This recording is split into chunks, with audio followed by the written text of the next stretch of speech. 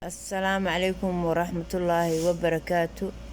أصحابتا صوماليات سيتين في عنتين قصيني سودينينا مر قصة مر أكل مربا سي وحنو سودينينا إلى أنا لقرب قالوا إذن كان نساعدة جديدا كنا هاي يوتيوبك نساعدة دات كان ولا صوماليات نساعدة لايك شير كان قليسة قصاynii sheegaynaa maanta qisadeena waxay ku saabsan tahay gabar yar oo hooyadeed usoo dirsatay quraac subaxi aroortii maalin jimco ahayd.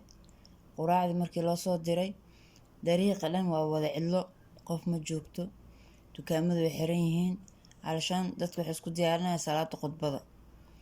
kabacdi marka suuqay u dhow yihiin ayada, suuqa markay u dhow yihiin luuq markay saas ugu soo baxday dukaamadu way xiran yihiin. marka meesha quraacdu way furan tahay, subax jimco iyo ha ahaatay subax kaleba ha ahaatay way furan tahay.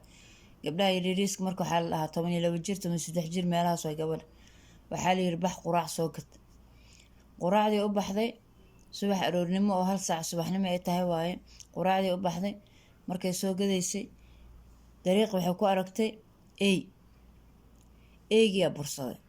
markuu bursaday oo ay ka carartay meel yar oo luuq ah ee saas isku dadabtay. markay ka carartay meeshii isku dadabtay kabtiya ka dhacday. eeygu markuu ay gabadhii uu arki waayay wuu iska istaagay wuu iska cararay asagan. marka wiil kastoo roona ayada ka roona meel dariiq ka soo baxay markaasuu yiri kabtaadi abaay kabtaadi hoo qaado. kabtii marka usoo noqotay gabadhii way carartay way soo noqotay kabtii ka qaada maagtay. markaasaa eegeeda u roonaaye bahal ku noqod bahal. markaasuu ku dhegay gabadhii. markuu ku dhegay uu qabsaday oo inuu xoogo isku day wuu jiitay ilaan gabar yaroo surwaalna u xiran yaho. gabdhaha markay surwaalada qaataan marna saasay ku fiican tahay surwaal u xiranoo wayna xijaaban tahay gabadha maasha allah ahayd. waa 13 jir adii 12 jir meelahaas. gabadhii iyo wiilkii way isla rafteen ber oo wax uga qaado wuu jiiday meel kale luuq u geliyay. kaamirada siida duubayso oo shaarac ku xiran luuqa kale markuu saas ula galay dharkii inuu ka siibo damcay surwaal wata surwaalkeeda ku dhagantaho.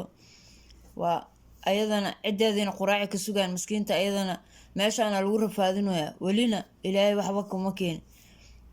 way qaylis afka ma ka xiri karo naag rafanaysa waaye lugta tuur gacanta tuur inta ka qabo markuu yiraahdo inta ka tuurme. ilaahay markiis ilaahay wuxuu qoraan gooni waaye.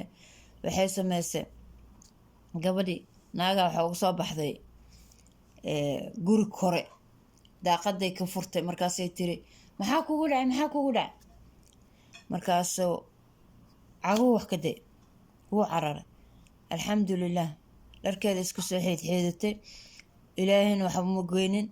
gabadhii sidee ku fakatay maalintii. marka ilmaha haddii subaxii aroortii aad quraac u dirsatay oo ilaahay waxba ma tusaad ka bacdina ilaahay wax ma tusaayo insha allah. ilmaha yaryarka oo aroortii subaxii quraac loo dirsanayo gabdhaha in wax loo dirsado maba ahanba subaxii. wiilasha in loo dirsadaa fiican. subaxaas haddii wiil loo diri lahaa wiilkaas ma damci lahaan laakiin waa gabar cidna meesha ma joogto. gabadhii marka ilaahay waa ka badbaadiyey ciddi waa dacwoodeen waa la xiray ninkii. marka gabadhii sidii ilaahay ku badbaadiyey alxamdulilah shukrillah. marka ninka wuxuu wiil roon u ahaa oo shabaab oo 22 jir ah. marka gabadhii ilaahay ka badbaadiyey. subaxaas gabdho badan oo saas u kufsaday hadda ka hor xaafadda waaba laga yaqaanaa ilaahay gabadhan ilaahay badbaadiyey saaka.